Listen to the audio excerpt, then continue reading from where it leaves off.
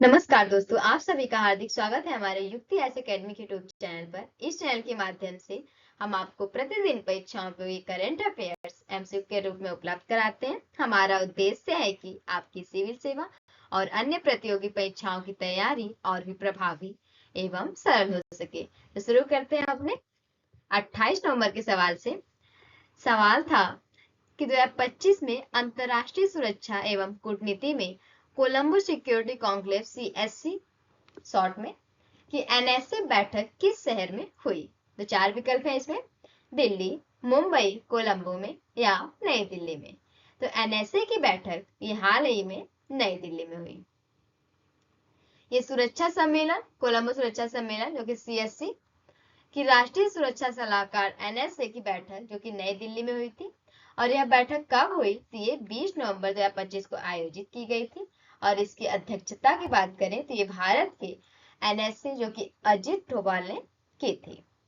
इसमें सदस्य देशों के जो कि राष्ट्रीय सुरक्षा सलाहकारों और उच्च स्तरीय अधिकारियों ने भी इसमें भाग लिया, जिनमें जैसे कि मालदीव, मॉरिशस, श्रीलंका और बांग्लादेश भी शामिल थे। यह हो गया आपका 28 नवंबर का सवाल। शुरू करते हैं आज के सवाल से। कुमारी कमला किस भारतीय शास्त्रीय नृत्य शैली से संबंधित थी? तो 4 विकल्प है इसमें, कथक से, भरतनाट्यम से, मोहिनी अट्टम से या मणिपुरी से। तो कुमारी कमला, ये है कुमारी कमला जी, ये संबंधित थी भरतनाट्यम से। ये दक्षिण भारत की जो कि एक प्रसिद्ध भरतनाट्यम नृत्यांगना थी, जिन्होंने कम उम्र से ही अपनी कला का प्रदर्शन शुरू कर दिया था। कुमारी कमला को अपने जीवन में अनेक सांस्कृतिक और राष्ट्रीय पुरस्कार भी मिले और ये अमेरिकी विश्वविद्यालयों में भी भारतीय नृत्य सिखाया करती थी। इन्होंने 1940 के और 50 के दशक में कई दक्षिण भारतीय फिल्मों में बाल नृत्यांगना के रूप में भी काम किया है। अगला सवाल देखते हैं। CBDT ने हाल ही में किस उद्देश्य से NUDZ कैंपेन शुरू किया है? 4 विकल्प है, देखते हैं। समय पर ITR भरवाना, डेटा के माध्यम से करदाताओं को मार्गदर्शन देना, तुरंत दंड लगाना या केवल कंपनियों की जांच करवाने के लिए। तो NUDZ कैंपेन शुरू किया गया जो कि CBDT ने अभी हाल ही में किया, डेटा के माध्यम से करदाताओं को मार्गदर्शन देना। दूसरा विकल्प सही हो जाएगा। बात करें NUDZ अभियान की तो शॉर्ट में इसकी फुल फॉर्म हो गई non intrusive uses of data to guide and enable. ये इसका फुल फॉर्म है। इसका उद्देश्य उपलब्ध डेटा का उपयोग करके करदाताओं को मार्गदर्शन देना और स्वैच्छिक अनुपालन बढ़ाना है। अब इसे समझे कि NUDZ अभियान होता क्या है। तो आसान भाषा में कहें तो बिना दबाव डाले सिर्फ जानकारी देकर लोगों को सही काम के लिए फोर्स करना, मतलब प्रेरित करना। CBDT ने यह अभियान इसलिए शुरू किया कि जैसे ताकि जिन लोगों ने अपनी आय या विदेशी संपत्ति पूरी तरह से ITR में नहीं बताई है, उन्हें नरम तरीके से, मतलब अच्छे तरीके से याद दिलाया जाए। और इस अभियान में सरकार किसी पर भी छापा नहीं मारती, मतलब कोई जबरदस्ती नहीं करती। इसमें क्या है, SMS के तौर पे जाता है, जिससे ITR चेक करने के लिए या सही करने के लिए उसमें दस्तावेजों को ये SMS भेजा जाता है। अगला सवाल देखते हैं।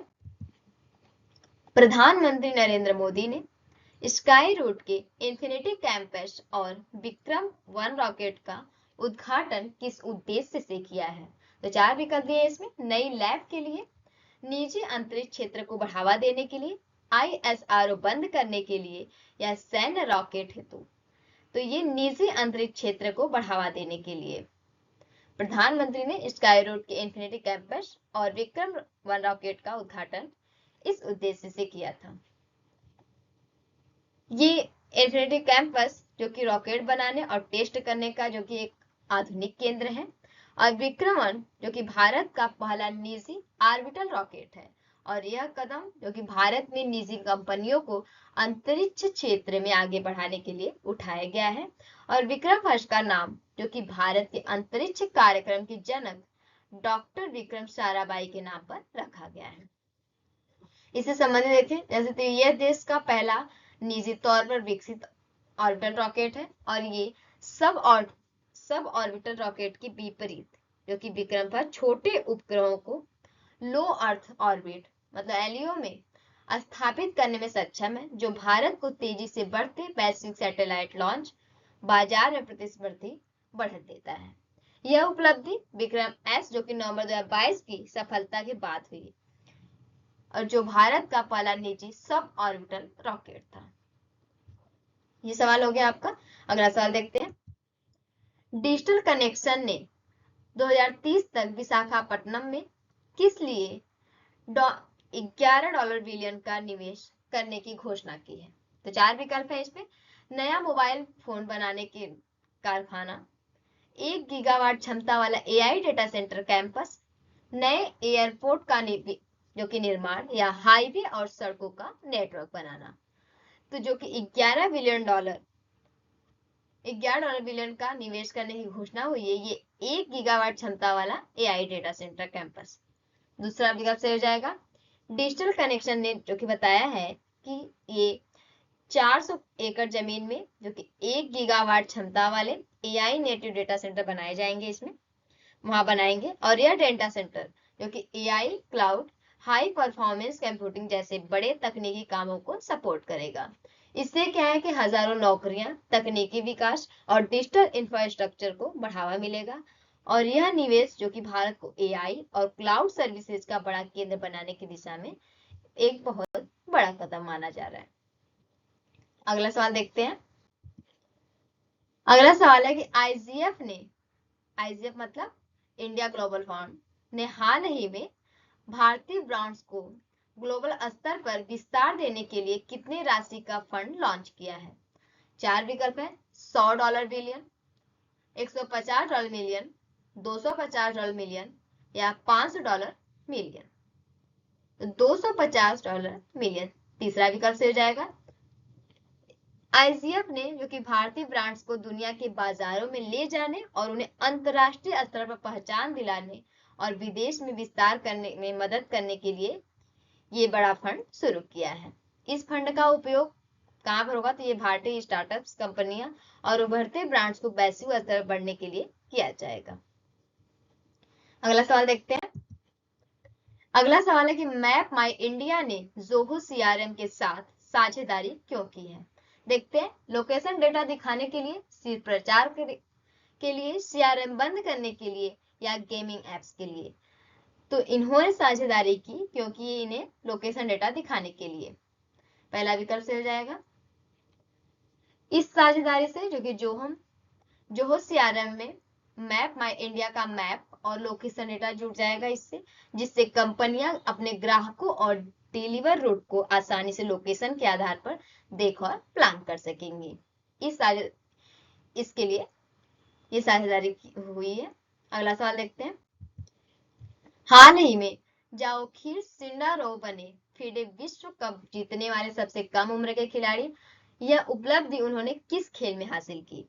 देखते हैं।